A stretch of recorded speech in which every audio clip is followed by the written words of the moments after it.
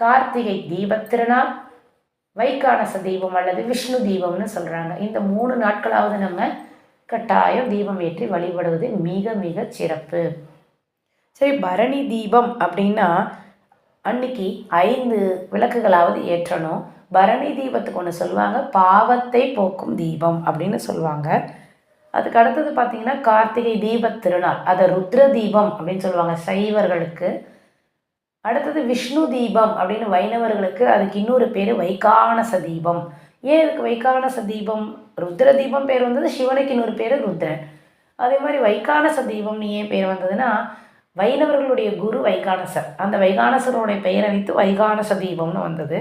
இதை நம்ம எப்படி கொண்டாடுவோன்னா, குமாராலய தீபம்னு சொல்லுவாங்க, விஷ்ணு தீபம் வைணவர்களுக்கு சொல்லுவாங்க, சர்வாலய தீபம்னு எல்லா கோயில்களையும் ஏற்றி வழிபடப்படக்கூடிய ஒரு பெரிய விழா இது தீபத் திருவிழா.